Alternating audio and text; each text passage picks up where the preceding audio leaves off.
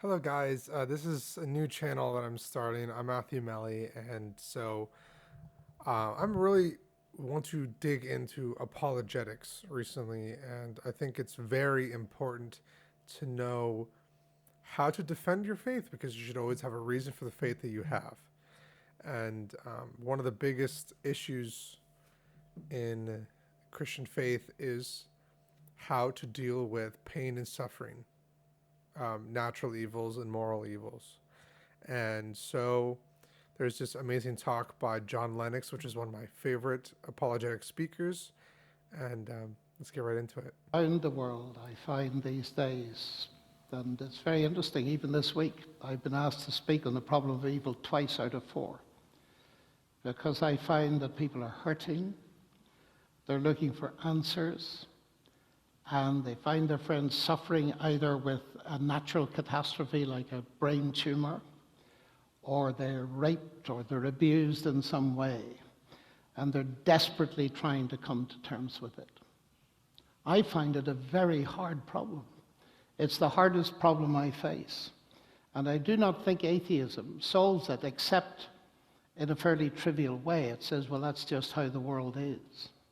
But you see, what atheism doesn't do is it doesn't remove the pain and the suffering. And I'm faced very often with people who've just been given a few weeks to live or months to live. And they want answers. They want to put this into a big picture, and I can understand that. And if I didn't feel there was any way into this question, I wouldn't sit here for a millisecond. I wouldn't sit here for a millisecond. Because my heart really goes out to people who are on the rough end of suffering. And the problem with our world is that we can argue about God being all good, all powerful, and if he was this, he could do that. And none of us has ever been satisfied with that kind of an argument, as I think you were essentially pointing out. And that's because when we've done all the philosophical arguing, we're presented with two things that I call beauty and barbed wire. We're presented with a mixed world and a mixed picture. And we have to try to make sense of it. Now, I would claim that atheism superficially appears to have a solution, but deep down has no solution because it leaves the suffering. The suffering doesn't go away, but it removes all hope. And to come as rapidly as I can to the point, because I think this is a huge question and deserves a lengthy time devoted to it. I arrived in Christchurch, New Zealand, 2 days after the earthquake. I had to meet people who lost their husbands or their wives, and every interview I did on radio and television was earthquakes, why? And that's a very difficult question, because earthquakes are necessary for the preservation of human life.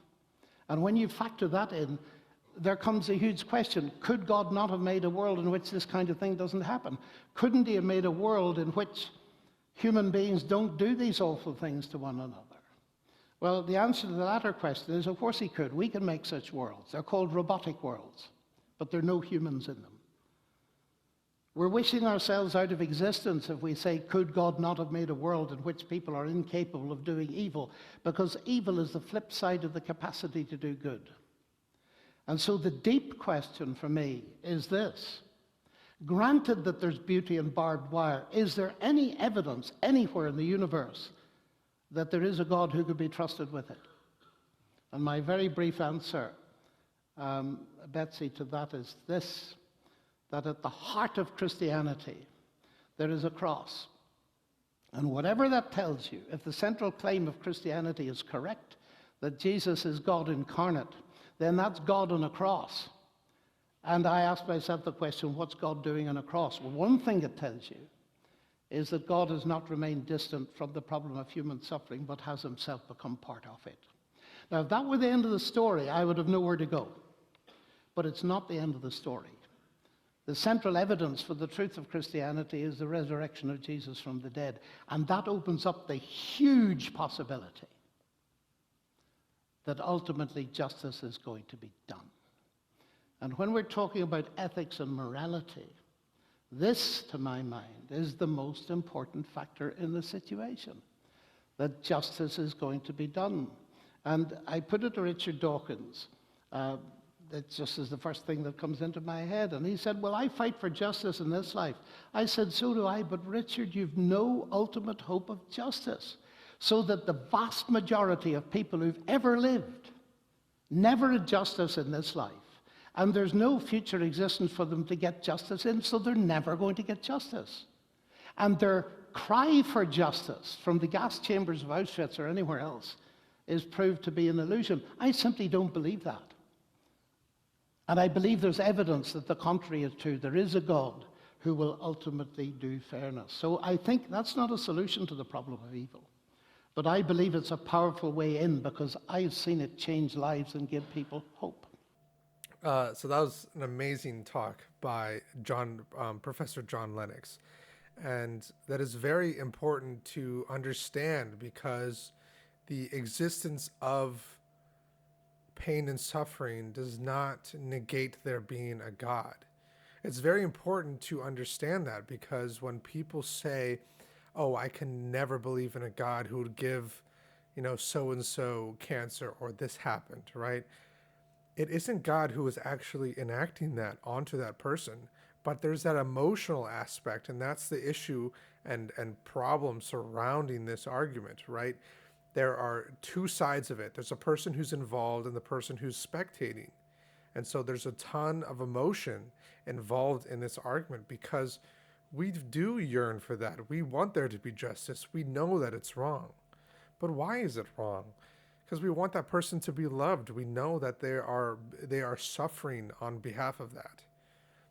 And that's the most important part by John Lennox saying, is there someone in this world who could be trusted with that?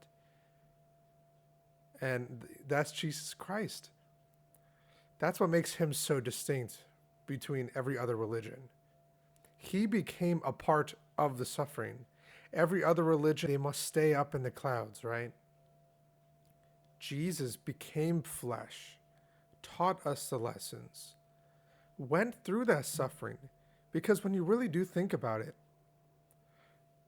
when you think about the infinite perfection of a God and the finite perfection of a human, they don't compare at all. And we are still the dust below his feet. Doing good deeds in earth can honestly never earn salvation because the judgment by which humans are judged is incredibly harsh compared to an infinitely good God, because no matter how good a human can get, it's just an exponential curve. There's just that much more that you can grow. If you zoom into that exponential curve, right, that gap grows even wider. So there will never be able to get to that level of perfection as a human. And that's what Christianity is saying. That is not by your good deeds, but by faith alone. And we do see this ultimate justice. As he said, as Richard Dawkins says, that he wants justice in this world. But that is a very finite justice. When someone who gets killed on behalf of someone else's evil doing, moral evil, as 9/11, all the innocent people who died in that tower, right? They will ultimately not get justice. That person will not get justice. And Richard Dawkins would say that Osama bin Laden is dead, and that's all he needs. But that doesn't solve the justice, right? There is no ultimate justice in a finite life, because once that death has happened in an atheistic world, that's the end. That person has paid the ultimate price and ended their existence.